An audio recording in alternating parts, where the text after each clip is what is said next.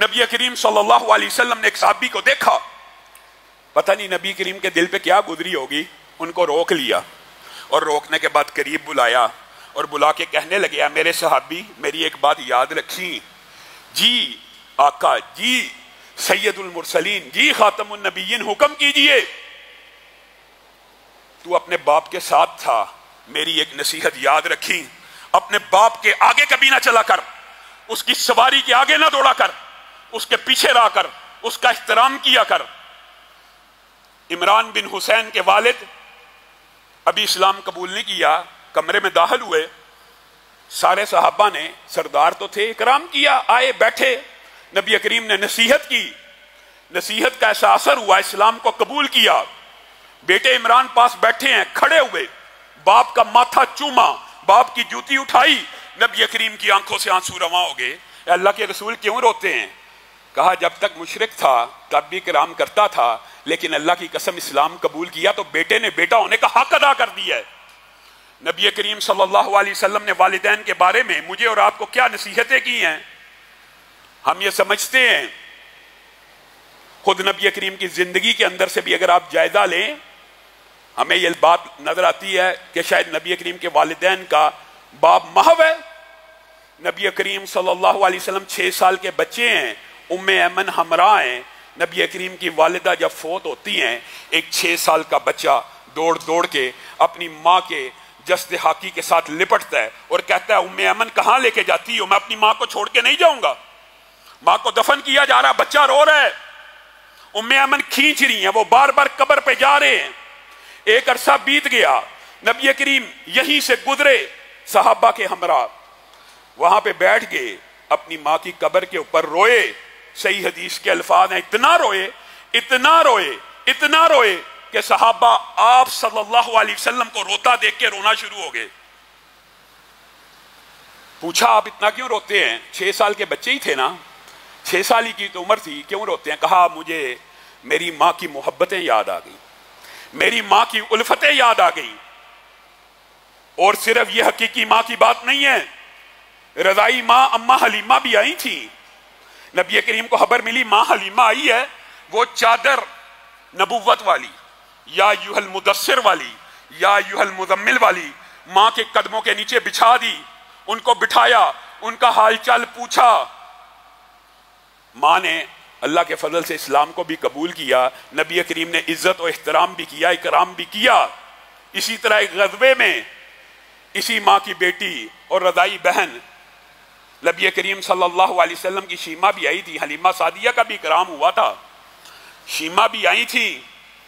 نبی کریم صلی اللہ علیہ وسلم کے جانثاروں کو کہنے لگی تمہیں پتہ میں تمہارے نبی کی بہن ہوں؟ نہیں ہمیں نہیں علم۔ ان کے پاس مجھے لے چلو، نبی کے پاس آئیں، نبی کریم صلی اللہ علیہ وسلم نے کہا کیا نشانی ہے، تو ہی شیمہ ہے؟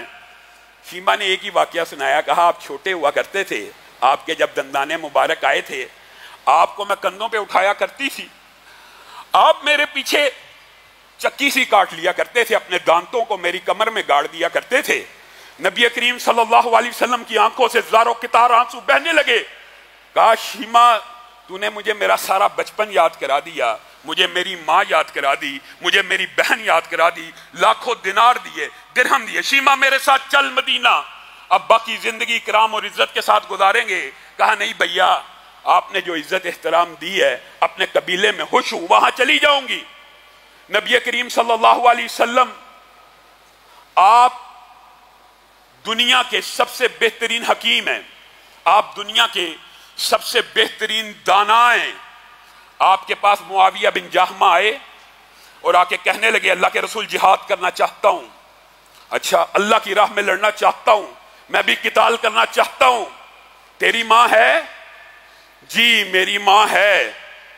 فَإِنَّ الْجَنَّةَ عِنْدَ رِجْلِهَا، جا لوٹ جا، جنت تیرے ماں کے قدم کے آس پاس ہے، ان کی خدمت خاطر کر، جنت چلا جائے گا، جہاد میں جان کھپائے گا، جان کا نذرانہ پیش کرے گا، جو اجر و ثواب وہاں پہ ملنا ہے، ماں کے قدموں میں بیٹھ جا، ماں کی خدمت کر لے، وہاں تو جنت کو پالے گا۔ اور دوسری حدیث کے الفاظ ہیں، ہم یہ تو سمجھتے ہیں، ہمیں یہ تو معلوم ہے کہ ماں کے پاؤں کے نیچے جنت ہے، لیکن یہ معلوم نہیں ہے کہ باپ کے پاؤں کے نیچے بھی جنت ہے۔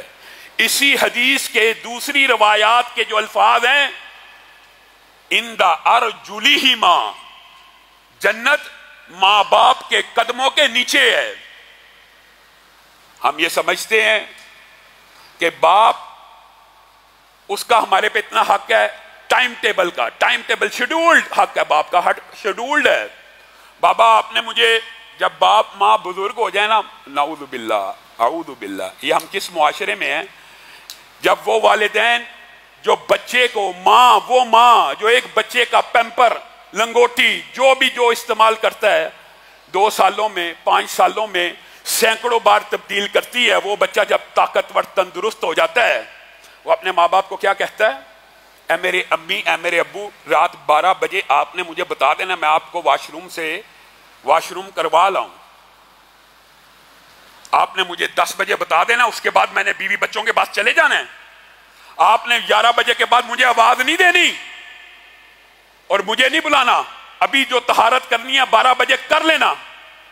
باپ اور ماں اس کے بعد چاہے ساری رات بستر پہ کراہتے رہیں، چیختے رہیں، وضو کی حاجت ہو، طہارت کی حاجت ہو، انتظار کرتے رہیں کہ بچہ کب اٹھے گا، کب ہمیں طہارت کروائے گا، کب ہم وضو کر کے 2 رکعت اللہ کی بارگاہ میں ادا کریں گے۔ یہ بچے ظالم ہیں، یہ بچے گناہگار ہیں۔